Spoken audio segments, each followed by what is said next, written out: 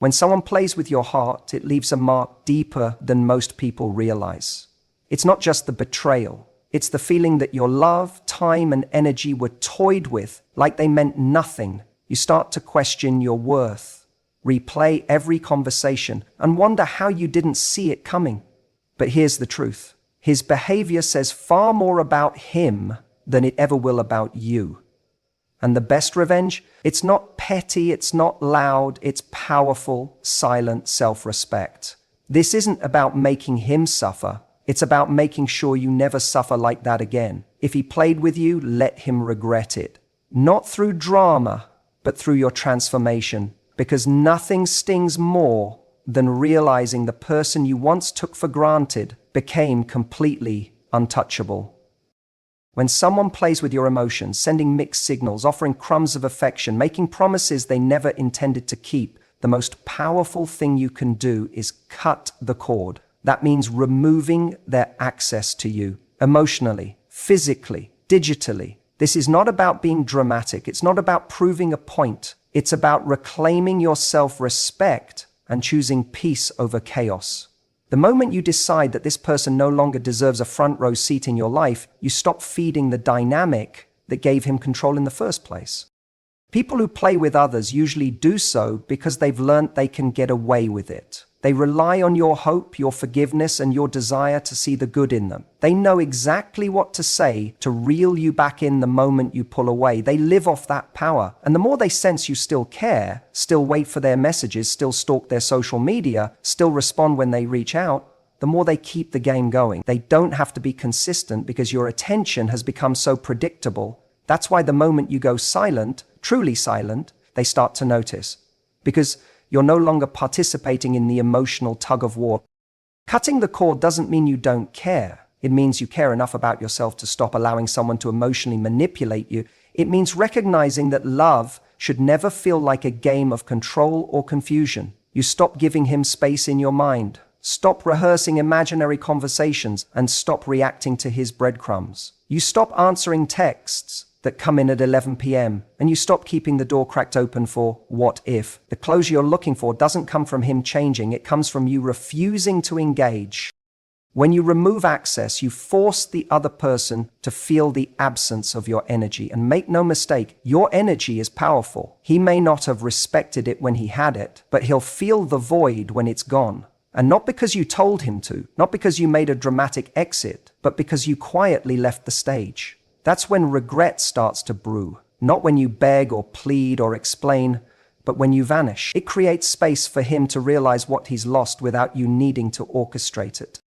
You're not doing this for revenge. You're doing this because your peace matters more than his attention. Every time you choose not to reply, not to watch his stories, not to fall back into old habits, you reinforce your own value. You prove to yourself that you don't need validation from someone who failed to value you in the first place. And with every boundary you enforce, you strengthen your emotional immune system. You start to see things clearly, not through the lens of potential, but through the reality of behavior.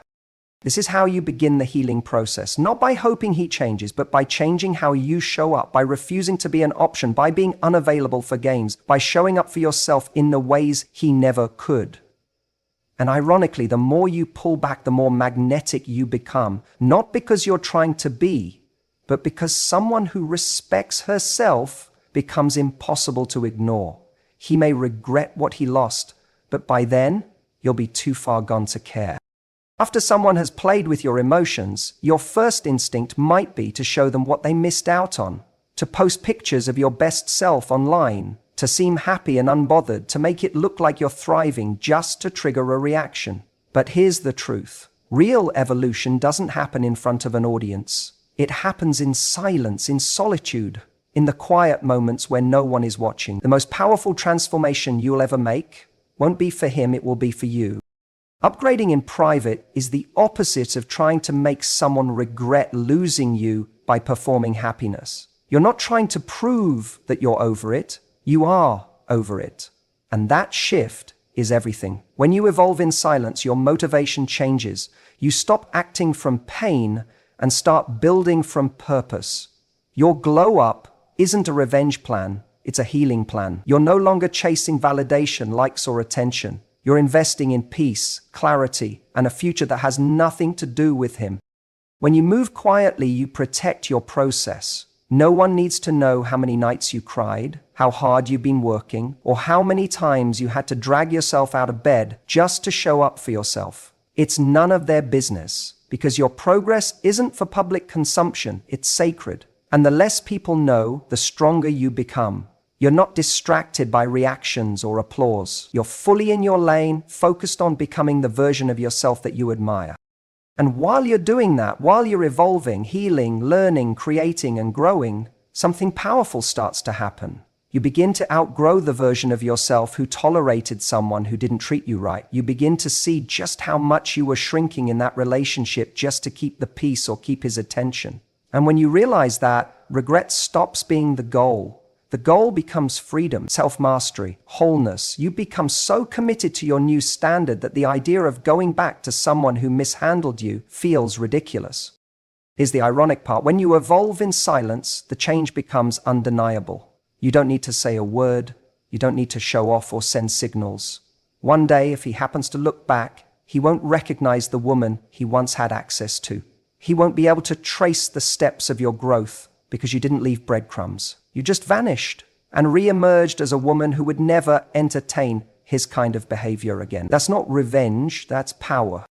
This kind of growth doesn't come from pretending to be okay. It comes from facing your pain head on, deciding that the cycle ends with you, and making daily choices that align with who you really are, not who you had to become to be loved by someone emotionally unavailable. You don't wait to be seen anymore. You see yourself. You acknowledge your effort, your resilience, your heart, and the more you do that, the less room there is for anyone who does.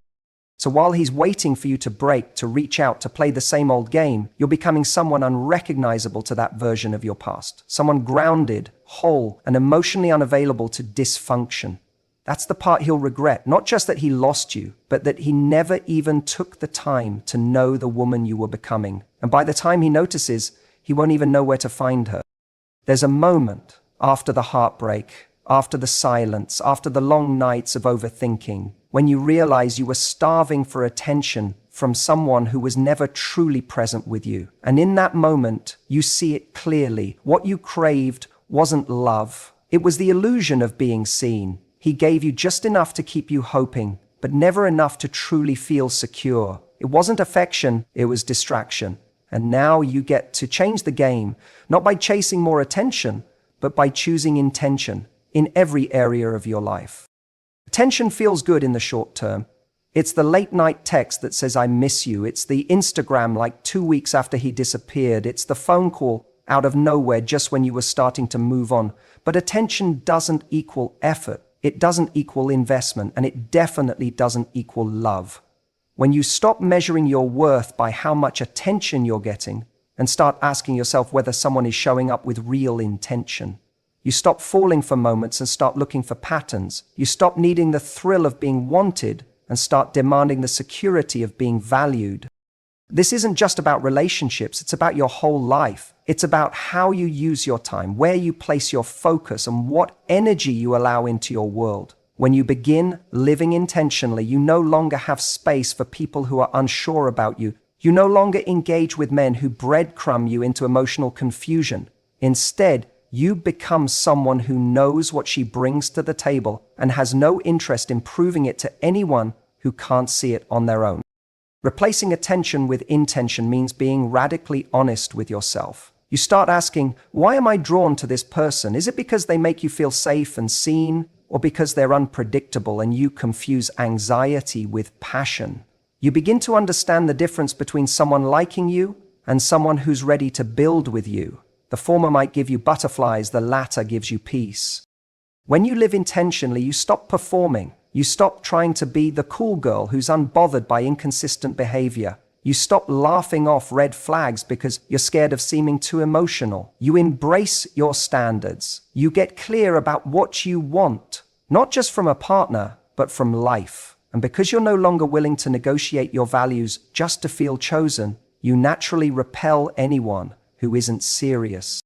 The beauty of choosing intention is that it rewires your entire experience of relationships. You stop looking for closure from the wrong people because you're no longer chasing empty validation. You no longer mistake a spark for substance. You no longer fantasize about potential. You're grounded in the present, in reality, in what's actually being offered, not what you hope will change one day. And in that clarity, you find your power. And here's the beautiful twist. When you live with intention, your energy becomes magnetic, not in a desperate, performative way, but in a grounded, self-assured way. People sense when you're not looking to be filled by anyone else. They feel it when you're whole on your own. And the man who once played games with you, he'll notice. Not because you went out of your way to show him, but because you stopped needing him altogether. Your detachment will say everything your words don't need to. He'll regret taking your attention for granted when he sees you only offer it to those who show up with true intention. There's a point where words become meaningless. You've already explained yourself. You've already asked for clarity. You've tried to communicate your needs, your feelings, your hurt. And he heard you, but not really. He listened just enough to respond, not enough to change. That's when you realize the most powerful statement you'll ever make isn't with your voice, it's with your absence. Stop trying to make him understand. You don't need to keep justifying your pain, your decisions, or your standards to someone who wasn't willing to meet them in the first place. If he didn't take you seriously when you were present, he doesn't deserve the privilege of your words when you're gone. There's a kind of dignity that comes from silence. Not cold, punishing silence, but firm, calm, detached. It's the silence that says you had my attention, you had my care, you lost it. And that silence echoes in a way words never could. When you keep explaining, what you're really doing is trying to give him a chance to change the story. You're hoping that if you just phrase it differently, he'll finally get it. But someone who didn't respect your words the first 10 times isn't going to suddenly transform on the 11th. The truth is, if he was capable of stepping up in the ways you needed, he would have already. And your willingness to keep explaining only teaches him that he can disrespect your boundaries and still get access to your heart. Letting your absence speak is an act of emotional discipline. It means resisting the urge to send that final message. It means deleting the paragraph you wrote at 2 a.m., trying to explain why you're walking away. It means trusting that if someone doesn't value your presence, they're not going to learn to value it through another explanation. They're going to feel it when it's gone. You don't need to be cruel. You don't need to be passive-aggressive. You just need to be done. And here's the shift.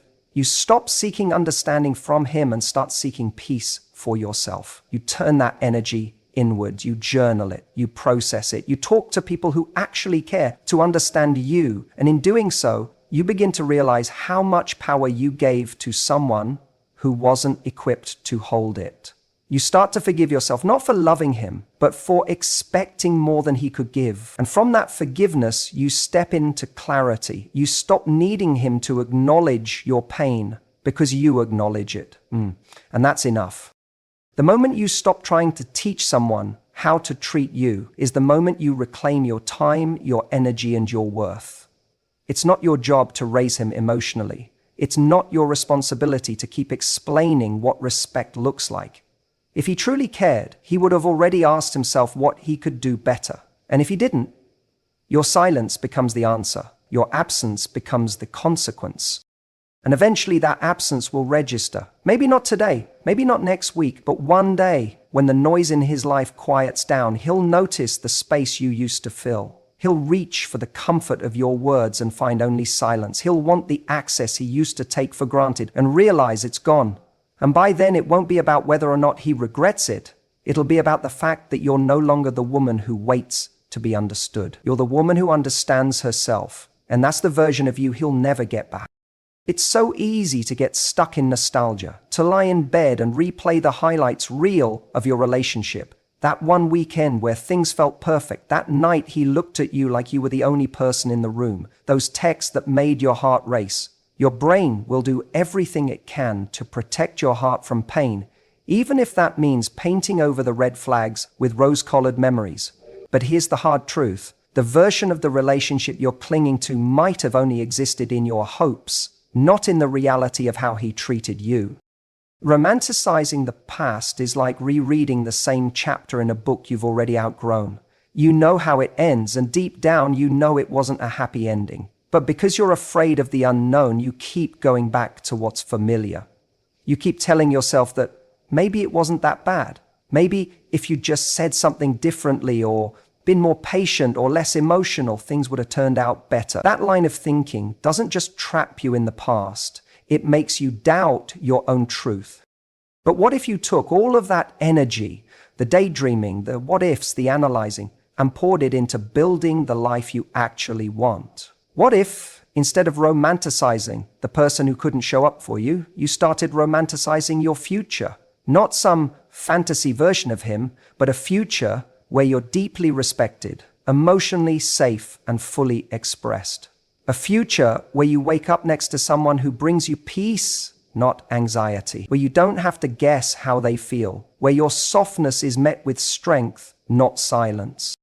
When you shift your focus to your future, something powerful happens. You stop asking, why didn't he love me enough? And start asking, why did I accept less than I deserved? You stop obsessing over the version of yourself that was trying so hard to be enough for someone else, and you start becoming the version of yourself that doesn't need to beg for love. You begin to imagine what it would feel like to be adored, not tolerated, not almost chosen, but seen and celebrated for exactly who you are.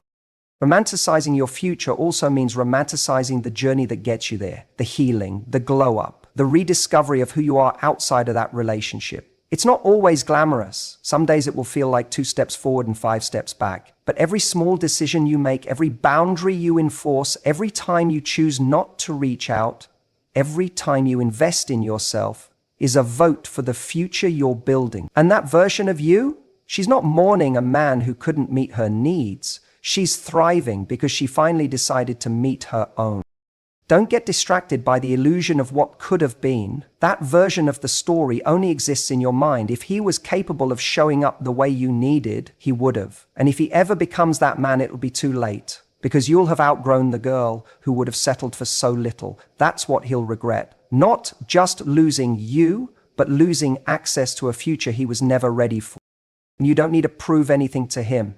You don't need to post about your healing or show him how well you're doing. Just keep building, keep growing, keep falling in love with the life you're creating, because eventually the day will come when you look back, not with longing, but with clarity, and realize the past wasn't something to hold on to. It was the push you needed to become someone who never settles again.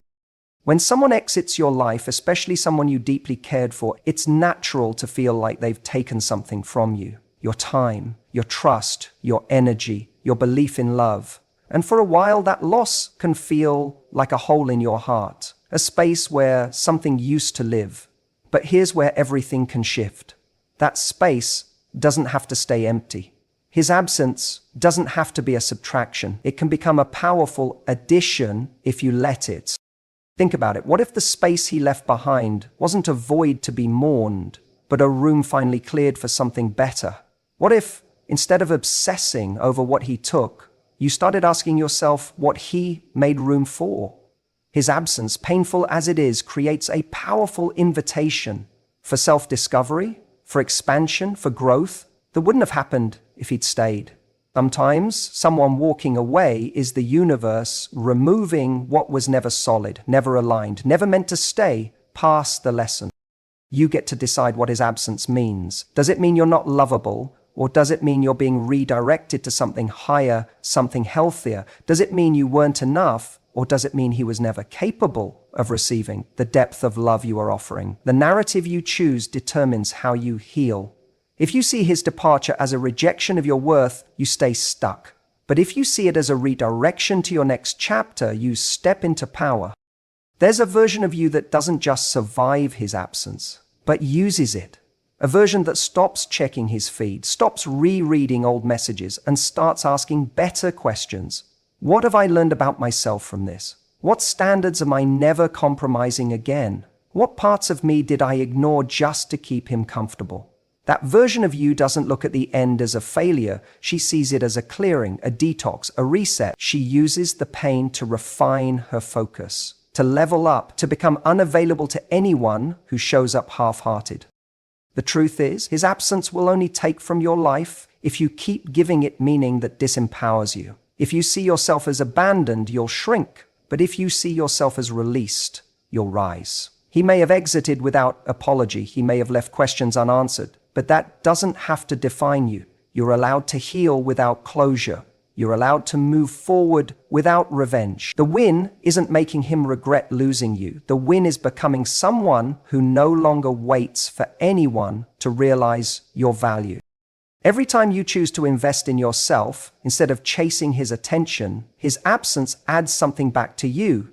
A little more peace, a little more clarity, a little more strength. You start to rebuild, not just the life you had before, but a new one, designed around you, your dreams, your standards, your rhythm. And in that space he left behind, something extraordinary starts to grow. Self-trust, self-worth, self-love. The very things he could never give you because he hadn't found them in himself. So no, he didn't take your best years. He didn't take your light. He didn't ruin your story. He gave you the contrast you needed to see what you will and won't allow ever again. And that contrast, it's gold. Because when the next man comes along, the one who actually sees you, respects you, and cherishes you, you'll recognize him. Not because he'll be perfect, but because he won't trigger your survival instincts. He'll feel like peace, and you'll only be ready for him because you turned someone's absence into your awakening. At the end of the day, it's not about getting revenge or proving anything to him. It's about reclaiming your power, your worth, and your peace. It's about showing up for yourself in ways you never did before. When you choose to upgrade quietly, replace attention with intention, stop explaining, romanticize your future, and let his absence add to your life, you transform pain into strength and heartbreak into growth. Make no mistake, the regret he feels won't come from your words or your actions directed at him. It will come from the undeniable fact that you refused to be small, that you refused to stay stuck, and that you chose yourself above all else. And in that choice, you become the woman who walks forward with grace, confidence, and a heart wide open, ready for something real, something better, something that honors everything you've learned. So keep evolving in silence, keep living with intention, and never forget the best revenge is your happiness. Because when you truly forget he exists and let him regret, you win the game on your terms.